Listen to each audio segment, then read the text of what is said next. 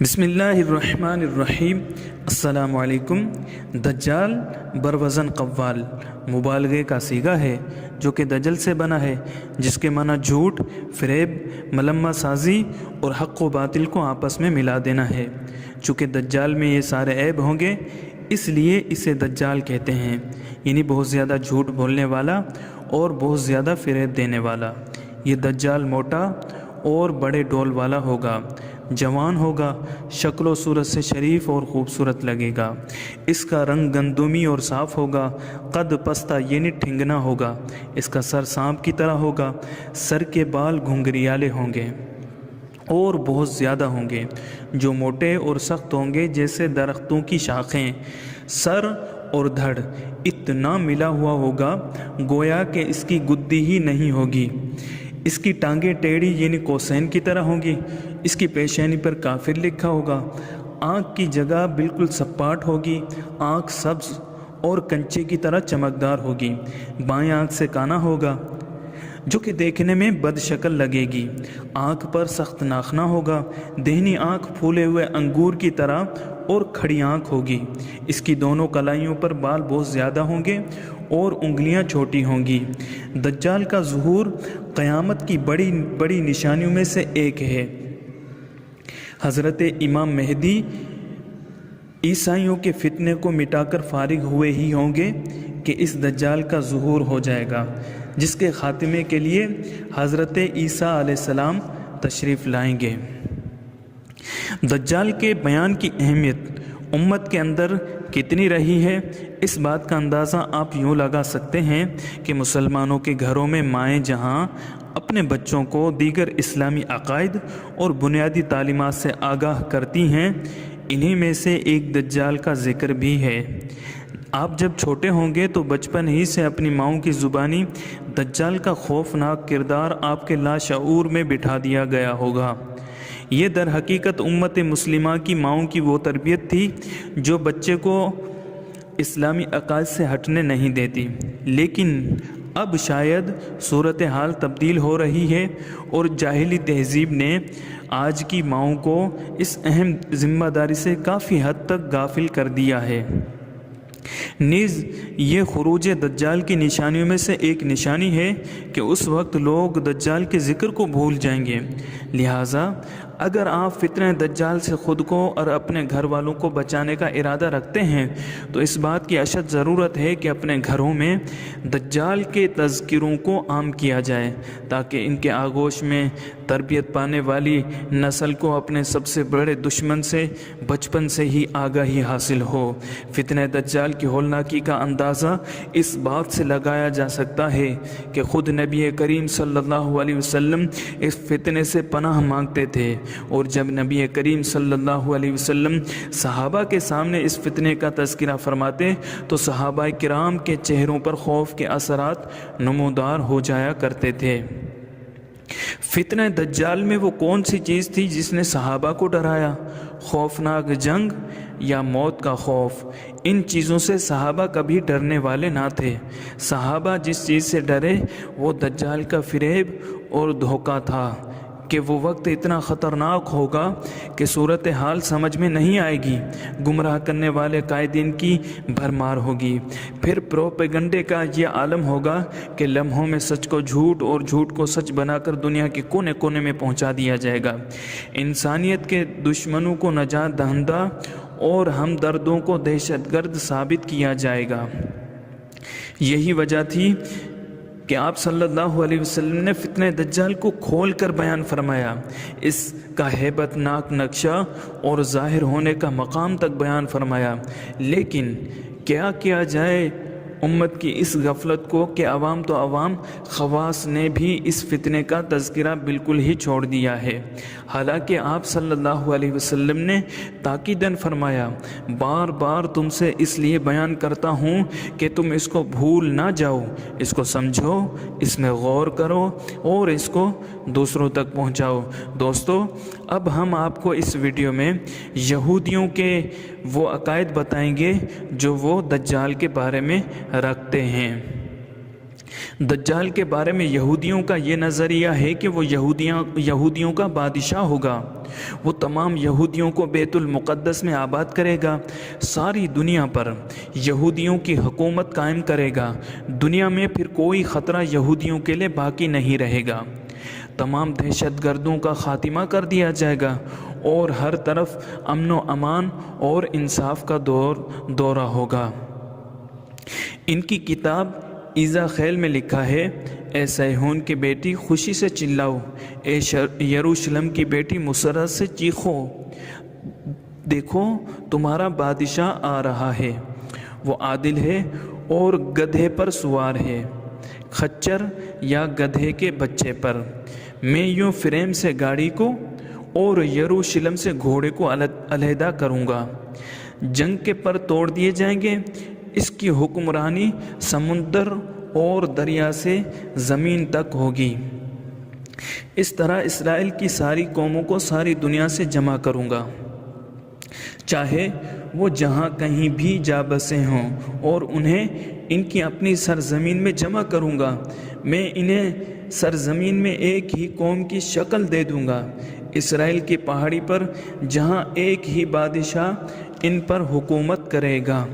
سابق امریکی صدر ریگن نے 1983 میں امریکن اسرائیل پبلک افیئرز کمیٹی کے ٹام ڈائن سے بات کرتے ہوئے کہا، آپ کو علم ہے کہ ہم آپ کے قدیم پیغمبروں سے رجوع کرتے ہیں، جن کا حوالہ قدیم صحیفے میں موجود ہے، اور آرمیگڈون کے سلسلے میں پیشن گوئیاں اور علامتیں بھی موجود ہیں، اور میں یہ سوچ کر حیران ہوتا ہوں کہ کیا ہم ہی وہ نسل ہیں جو آئندہ حالات کو دیکھنے کے لیے زندہ ہیں۔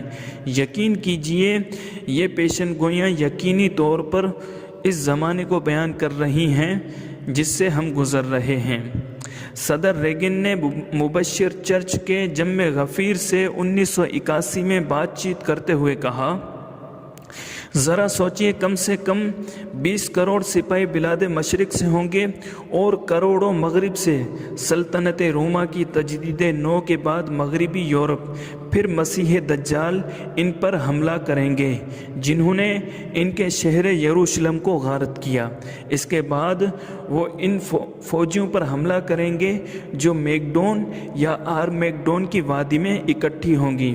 اس میں کوئی شک نہیں کہ یروشلم تک اتنا خون بہے گا کہ 2 گھوڑوں کی باغ کے برابر ہوگا۔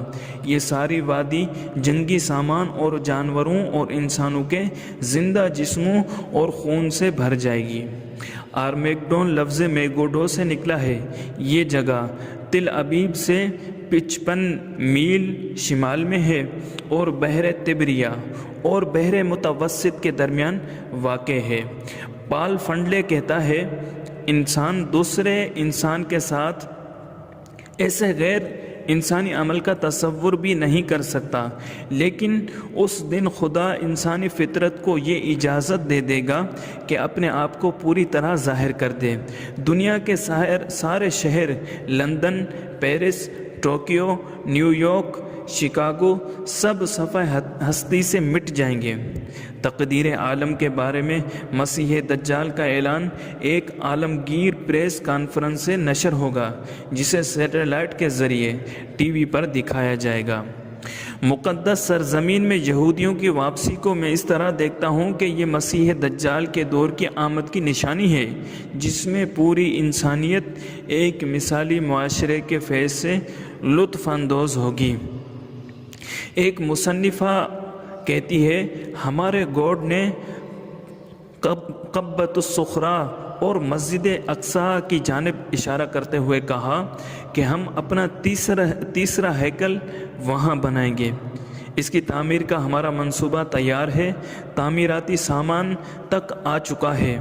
اس کی ایک خفیہ جگہ پر ترسیل کی گئی ہے، بہت سی دکانیں بھی جس میں اسرائیلی کام کر رہے ہیں۔ وہ ہیکل کے لیے نادر اشیاء تیار کر رہے ہیں۔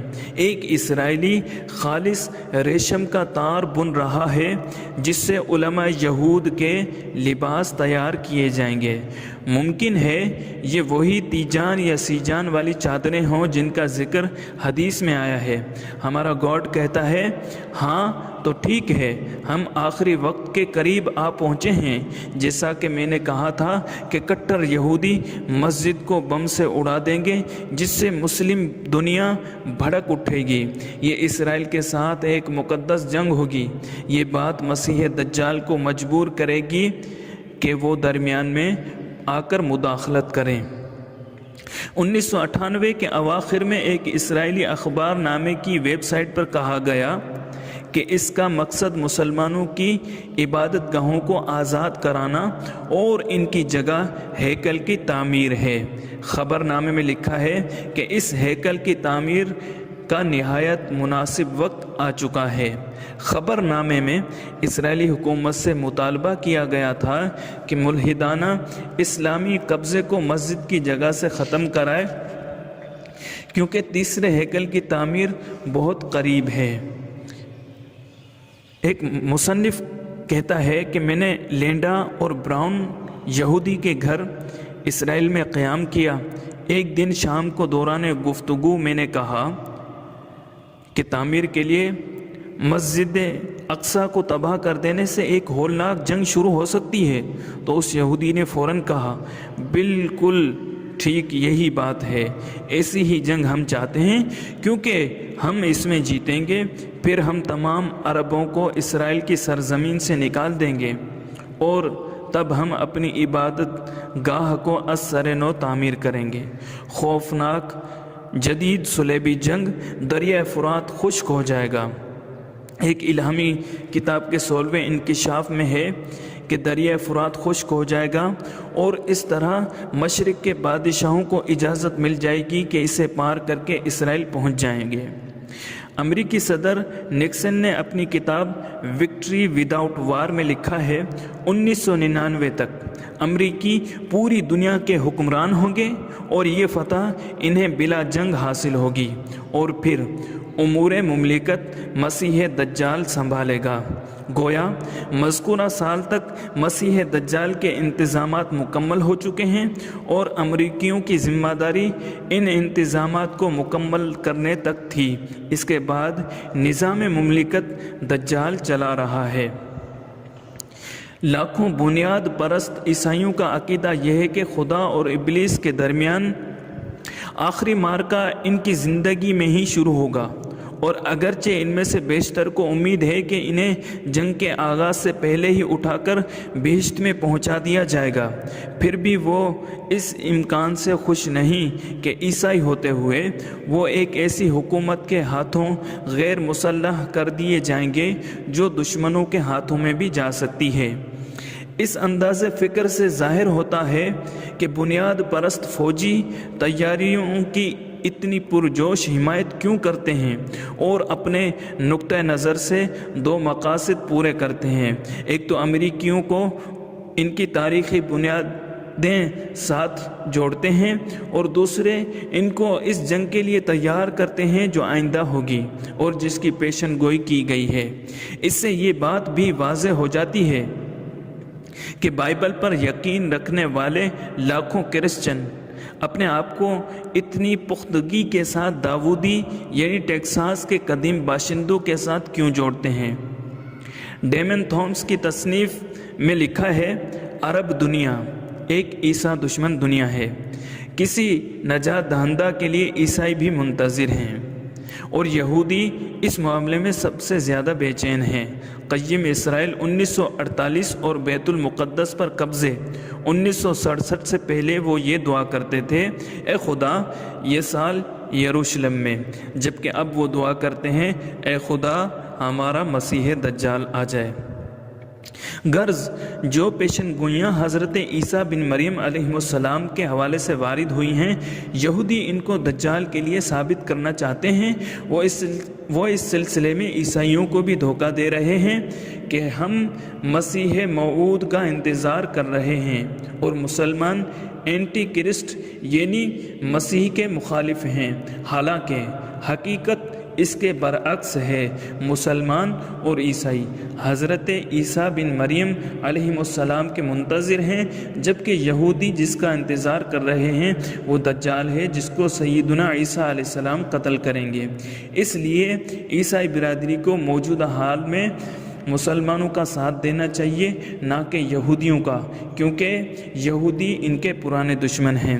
دوستو، یہ ہماری ویڈیو اگر آپ کو پسند آئی ہے تو لائک کیجئے۔ اگر آپ نے ہمارا چینل سبسکرائب نہیں کیا تو سبسکرائب کر لیجئے، تاکہ ہر آنے والی ویڈیو آپ تک بآسانی پہنچ سکے۔